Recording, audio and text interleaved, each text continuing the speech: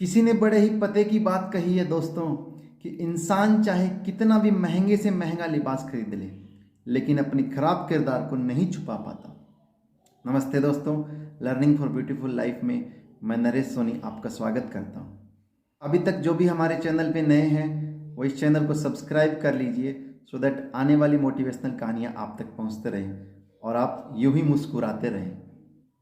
एक बहुत ही पुरानी बात है दोस्तों, एक राज्य में बहुत ही विद्वान, गुणवान और ज्ञानी राजपुरोहित जी हुआ करते थे। वो इतने गुणवान और ज्ञानी व्यक्ति थे कि राज्य के राजा भी उनका सम्मान किया करते थे। वो जब भी दरबार में आते थे, राजा और बाकी अन्य मंत्रीगण अपने सीट से खड़े हो जाया करते थे और जब तक वो राजपुरोहित जी अपनी सीट पर बैठ नहीं जाते थे, राजा और अन्य मंत्रीगण नहीं बैठते थे। जब वो अपनी सीट पर बैठते, उसके बाद ही अपनी सीट पर राजा और अन्य मंत्रीगण बैठते।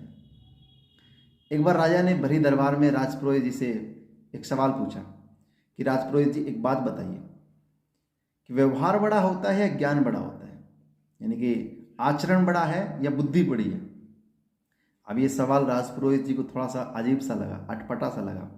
तुरंत उन्होंने जवाब नहीं दिया। उन्होंने कहा, राजा साहब मुझे थोड़ा सा समय दीजिए, मैं आपके सवाल का, आपके प्रश्न का उत्तर ज़रूर दूँगा। राजा साहब ने कहा, ठीक है जी। राजपुरोहित जी उस दिन के बाद से थोड़े से खोए खोए से, परेशान से रहने लगे।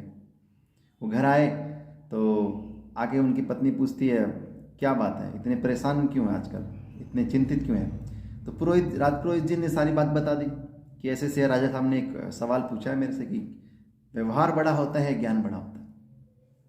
तो राजपुरोहित जी की पत्नी ने कहा, कोई बात नहीं, मैं आपको एक आइडिया देती हूँ, आप वैसा कीजिए। राजपुरोहित जी की पत्नी जब उनको आइडिया दे, उसके अगले दिन से क्या होता है कि राजपुरोहित जी खजाने में जाते हैं अपने राज्य के और वहाँ जाके चुपके से 2 मोती चुरा लेते हैं। उनको मोती चुराते हुए वहाँ के खजांची देख लेते हैं और वो सोचते हैं कि राजपुरोहित जी मोती चुरा रहे हैं। उन्होंने अपने दिमाग में सोचा था शायद कुछ ज़रूरत होगी राजपुरोहित जी को, इसलिए चुरा रहे हैं। उन्होंने जाने दिया। दूसरे दिन भी राजपुरोहित जी ने वही किया, डायरेक्ट खजाने में गए और वहाँ से 2 मोती फिर से चुरा लिए उन्होंने। फिर भी खजांची देख रहा था, कुछ नहीं बोला। तीसरे दिन भी ऐसे 2 मोती चुरा लिए, चौथे दिन भी, 5वें दिन भी।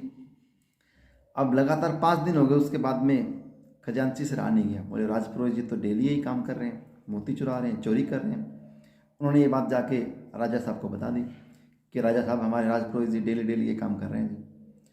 राजा साहब को भी दिमाग में अचानक से ये बात हजम नहीं हुई। उन्होंने भी इस बात को सही नहीं समझा कि शायद जो खजांची है वो गलत बोल रहा है। तो उन्होंने इस बात का तहकीकात करने के लिए मंत्री जी को भेजा कि मंत्री जी, पता लगाइए क्या है, इस मामले की खोजबीन कीजिए, जांच कीजिए। मंत्री जी ने जांच की, 2-3 दिन में रिपोर्ट राजा साहब के हाथ में दे दी कि ये लीजिए राजा साहब, और ठीक वही हुआ। राजपुरोहित जी रोज़ 2 मोती चुरा रहे थे। अब राजा को जब ये बात पता चलाई तो अगले दिन से जब राजपुरोहित जी दरबार में आते हैं तो राजा अपनी सीट से खड़ा नहीं हुआ, ना ही कोई अन्य मंत्री खड़ा। वो उनसे नाराज हो गए और हालांकि उनकी हिम्मत तो नहीं हो रही राजपुरोहित जी से पूछने की, लेकिन जैसे तैसे करके हिम्मत करके उनसे पूछ बैठे कि राजपुरोहित जी, एक बात बताइए, आपने चोरी की है? राजपुरोहित जी ने कहा, हाँ करी है चोरी। राजपुरोहित जी से दोबारा पूछा गया, आपने मोती चुराए हैं? हाँ चुराए हैं मोती। ये लीजिए आपके मोती, जितने अभी तक मैंने चुराए हैं। राजपुरोहित जी ने वो मोती राजा साहब के हाथ में रख दिए। तो राजा साहब ने पूछा कि जब आपको मोती मुझे ही देने थे तो चुराए ही क्यों आपने, आपको चोरी क्यों करनी पड़ी? तो राजपुरोहित जी ने उत्तर दिया कि राजा साहब, आपने ठीक समझा, मैंने चोरी की आपके प्रश्न का उत्तर देने के लिए। आपने मुझसे पूछा था कि व्यवहार बड़ा होता है या ज्ञान बड़ा होता है। ज्ञान तो आज मेरे में उतना ही है जितना पहले था, ज्ञान कम नहीं हुआ है। लेकिन जब आपको ये पता चला कि मैं चोरी करता हूँ, मैं रोज़ 2 मोती चुरा रहा हूँ, जब आपको मेरा आचरण पता चला, मेरा व्यवहार पता चला, तो आपकी नज़रों में मेरी इज्जत कम हो गई, आप मुझसे नाराज़ हो गए, आपने मेरा सम्मान नहीं किया। और आज जब मैं आया तो आप खड़े नहीं हुए और बाकी मंत्री लोग भी खड़े नहीं हुए।